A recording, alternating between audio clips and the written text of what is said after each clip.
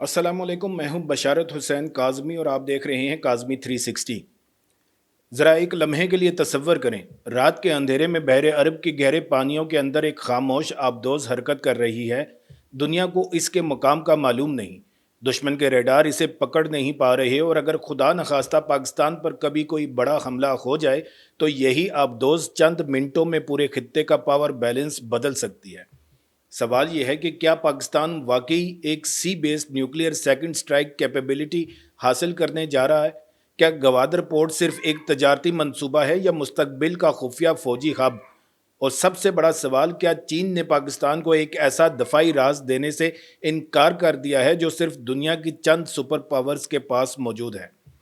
आज की वीडियो में हम बात करेंगे कि पाकिस्तान, चीन, इंडिया, अमरीकी खदशात, nuclear deterrence, Gwadar, Hangor class submarines, Babar 3 missile और उस खामोश जंग की जो समंदर की गहराइयों में लड़ी जा रही है। और यकीन माने, वीडियो के आखिर तक आपको एहसास होगा कि जनूबी एशिया में आने वाले 10 साल शायद ज़मीन पर नहीं बल्कि समंदर के नीचे तय होंगे।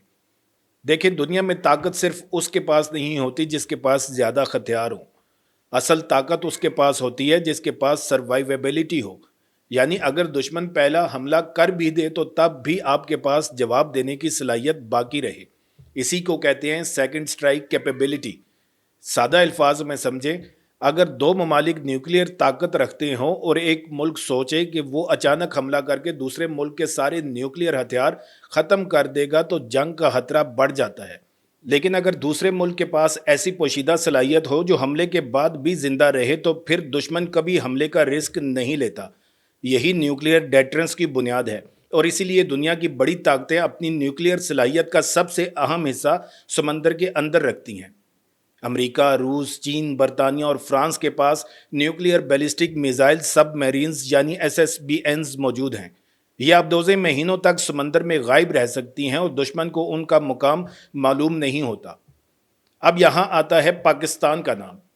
पाकिस्तान एक न्यूक्लियर पावर है, लेकिन इसकी ज़्यादातर डेटरेंस ज़मीन और फ़ज़ा पर मबनी रही है, यानी मिसाइल लॉन्चर्स, एयर फोर्स और लैंड बेस्ड सिस्टम्स। मगर वक्त के साथ एक बड़ा सवाल उठने लगा।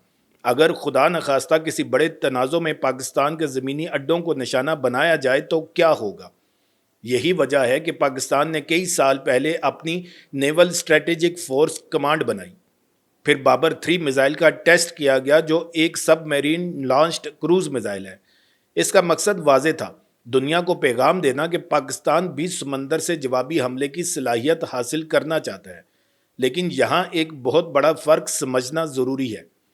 क्रूज मिसाइल्स और बैलिस्टिक मिसाइल्स में फ़र्क होता है, और कन्वेंशनल डीजल इलेक्ट्रिक सबमरीन्स और न्यूक्लियर बैलिस्टिक मिसाइल सबमरीन्स में भी ज़मीन आसमान का फ़र्क होता है।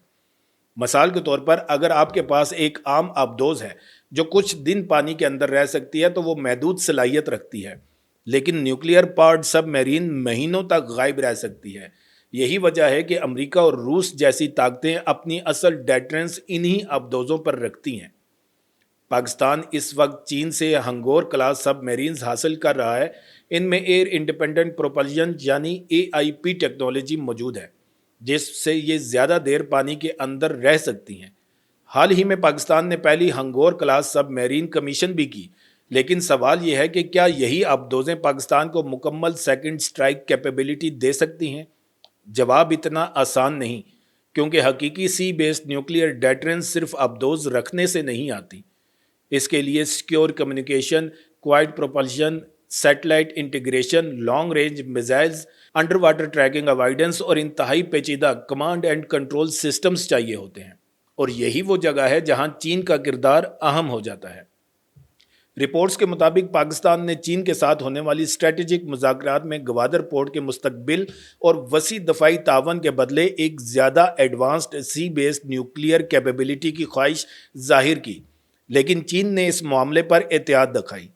अब सवाल यह है कि चीन क्यों हिचकिचा रहा है?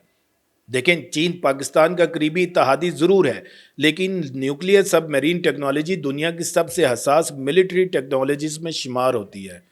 यह सिर्फ हथियार नहीं बल्कि मुकम्मल स्ट्रेटेजिक डॉक्ट्राइन होती है। अगर चीन ऐसी टेक्नोलॉजी ट्रांसफ़र करता है तो इसके आलमी असरात बहुत बड़े होते हैं। امریکہ، انڈیا اور مغربی ممالک فوراً ریئیکٹ کرتے، خاص طور پر اس وقت جب انڈو پیسفک خطہ پہلے ہی شدید اسٹریٹجک کمپٹیشن کا شکار ہے۔ گوادر پورٹ یہاں مرکزی کردار ادا کرتا ہے۔ گوادر صرف ایک بندرگاہ نہیں بلکہ یہ چین کے لیے ایک جیو اسٹریٹجک گیٹ وے ہے۔ بحر عرب کے کنارے موجود یہ پورٹ چین کو اسٹریٹ آف ملاکا کے متبادل راستے تک رسائی دیتا ہے۔ ذرا نقشہ ذہن میں لائیں، چین کی زیادہ تر تیل کی سپلائی اسٹریٹ آف ملاکا سے گزرتی ہے۔ اگر کسی جنگ میں امریکہ یا اس کے اتحادی یہ راستہ بند کر دیں تو چین کی معیشت متاثر ہو سکتی ہے۔ اس لیے چین کئی سالوں سے آلٹرنیٹو میری ٹائم روٹس پر کام کر رہا ہے۔ سی پیک اور گوادر اسی بڑی حکمت عملی کا حصہ ہیں۔ اب اگر مستقبل میں گوادر ایک مکمل نیول لاجسٹکس ہب بن جاتا ہے تو چین کو بحر عرب میں مستقل موجودگی مل سکتی ہے۔ اس کا مطلب ہوگا کہ مڈل ایسٹ کے قریب رسائی، انڈین اوشن میں زیادہ انفلوئنس اور امریکہ و انڈیا کے لیے ایک نیا اسٹریٹجک چیلنج۔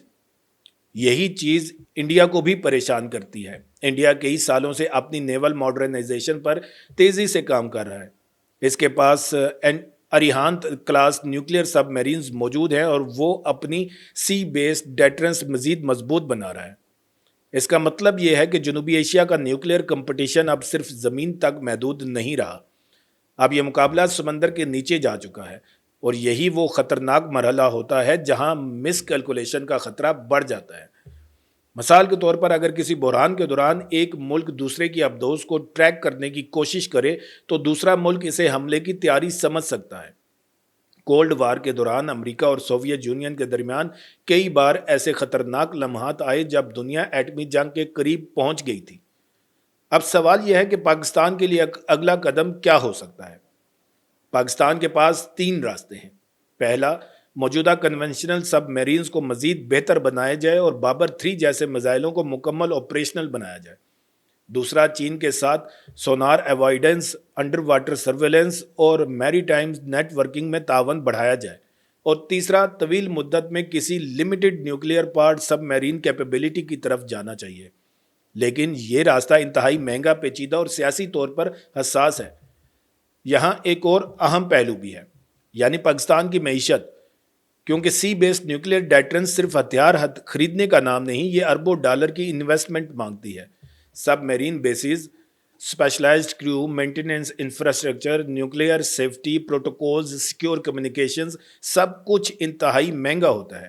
اس لیے کئی دفاعی ماہرین کہتے ہیں کہ پاکستان شاید فل سکیل SSBN فلیٹ کے بجائے ایک ہائبرڈ ڈیٹرنس ماڈل اپنائے، یعنی کنونشنل سب میرینز کے ذریعے لمیٹڈ سی بیس ڈیٹرنس۔ اور حقیقت یہ ہے کہ صرف پریزنس بھی بہت کچھ بدل دیتی ہے، کیونکہ دشمن کو اگر صرف یہ شک بھی ہو کہ پاکستان کے پاس سمندر میں کہیں نیوکلیئر کیپیبلٹی موجود ہے تو اس کی ملٹری کیلکولیشنز بدل جاتی ہیں، اور اسی کو کہتے ہیں اسٹریٹجک ایمبیگوٹی۔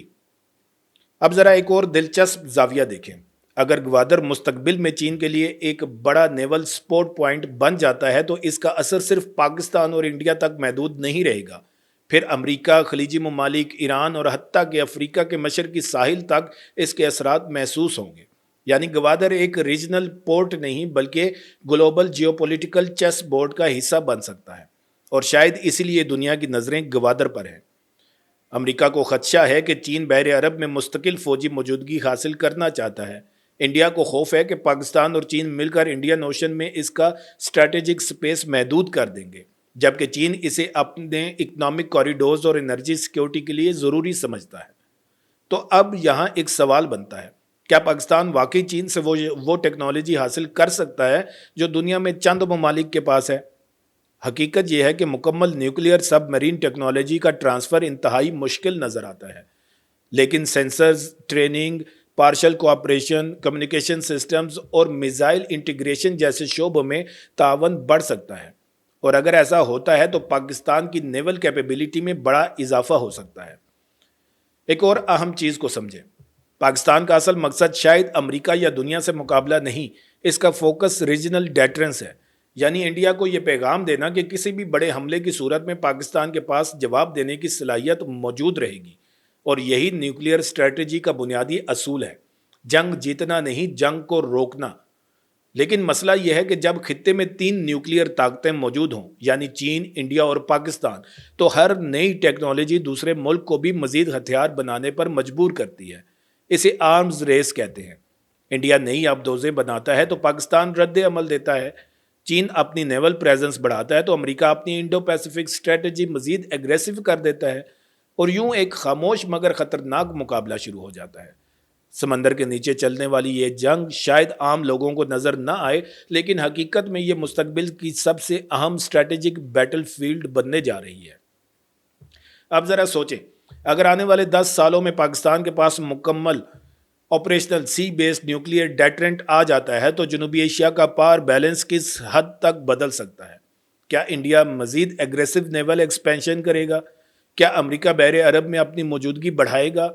کیا گوادر واقعی ایک ملٹری ہب بن سکتا ہے یا پھر یہ سب جیو پولیٹیکل سگنلنگ ہے؟